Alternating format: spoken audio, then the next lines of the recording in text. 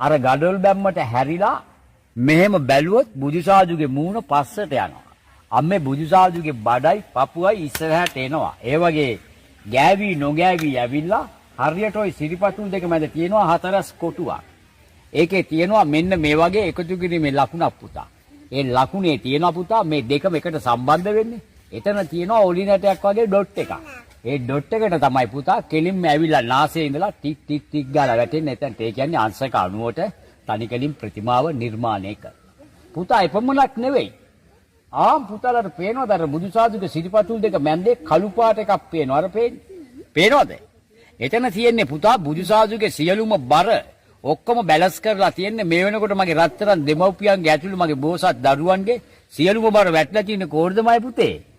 කකුල් දෙකට නේද? ඒ වගේ බුදුසාදුගේ සියලුම බර වැටලා තියෙන්නේ මයි බුදු පුතේ ඔය සිරිපතුල් දෙකට. අඩි 7යි අඟල් 3යි ඔය සිරිපතුලක් දිග. ඒ සිරිපතුල් දෙකට තමයි පුතා ඔය බර බැලන්ස් කරලා තියෙන්නේ. මයි පුතා සිරිපතුල් දෙක ඇතුලෙන් එළියට පේනවා. අර එහා පැත්තේ ගල පේනවා. එතන ඉඳලා අඩි 12ක් උඩට යනකම් ගලේ සම්බන්ධතාවය කපලා. මයි පුතා බුදුසාදුගේ කොඳුනාරටිය විතරයි ගලට සම්බන්ධ වෙලා තියෙන්නේ. මේ පිටිපස්ස ඔක්කොම කපලා අයින් කරලා. මයි පුතා ඔතනින් එබිලා ගිහින් බැලුවොත් අඩි 2ක 3ක පරතරයක් පෙවුනට ගලේ බුදුසාදුගේ පිටේ කොඳුනාරටිය අතරේ සම්බන්ධතාවය තියෙන්නේ පුතා. අර උඩ ඉඳලා බලපුවාම අර අත තියෙන අර කළු බූලිය ඔය හරිය ඉඳලා බලපුවාම බුදුසාදුගේ තියෙන්නේ පුතා ඒක සෙන්ටිමීටර් 15යි. මෙන්න මේ වගේ ප්‍රමාණයක්.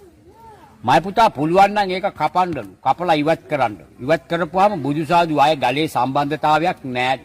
පැත්තකට වෙලා බලාගෙන ඉන්නලු පෙරලෙයිද කියලා බලන්න. පෙරලෙන්නේ නෑලු පුතා. මයි පුතා බුදුසාදුගේ දකුණු සිරිපතුලෙන් සියලුම බර ගෙනියනවා උඩට ගෙනියලා පුතා මේ උඩට ඔසවාගෙන සිටින දකුණු ශ්‍රී හස්තයෙන් ඒ පැත්තේ බර බැලන්ස් වෙනවා. මයි පුතා 4න් 3ක් මේ පැත්තට වැඩි. මේ පැත්තෙන් මයි පුතා මේ බුදුසාදුගේ මේ සිවුරේ බර ගෙනියනවා පුතා පල්ලෙහාට. අර පැත්තෙන් උඩට ගෙනියනවා. මයි පුතා මෙන්න මෙහෙම තියෙන්නේ බර. මෙන්න මෙහෙම. හරහට. ඒක නිසා පුතා මේ බුදුසාදුගේ තිරස්පතේ තියෙනවා පුතා අර තියෙන්නේ මේ අතේ ඇඟිලි වගේ පහක් තියෙනවා. මේ මැද තියෙනවා පුතා මහත එකක්. ඒ කෙලින් හොඳට බලන්නලු. ඒ කෙලින් මේක දෙකට මැන්දේ වෙන් කරලා කිරලා බලන්නලු. කිරලා බැලුවොත් මේ දෙකේම බර එක සමාන්තරයි. ඒ විදිහට තමයි පුතා මේ සියල්ල නිර්මාණය කරලා තියෙන්නේ. බුදුසාදුගේ උඩ තිරස්පතේ හරිමැද ඉඳලා පුතා නාසය තියෙන්නේ කෙලින්, කටේ හරිමැද තියෙන්නේ කෙලින්, නික තියෙන්නේ කෙලින්, පපුවේ හරිමැද තියෙන්නේ කෙලින්, බඩේ පෙකණිය තියෙන්නේත් ඒ කෙලින්, ආන්ගර වතුර වැටේ ඩොට් එක තියෙන්නේත් ඒ කෙලින්, සමබරතාවයේ රේඛාව තියෙන්නේත් ඒ කෙලින්. අම්මලාට පේනවද මේ පහන කෙලින් තියෙනවා රේඛා තුනක්. අර තියෙන නෙළුම් මලේ පල්ලෙහා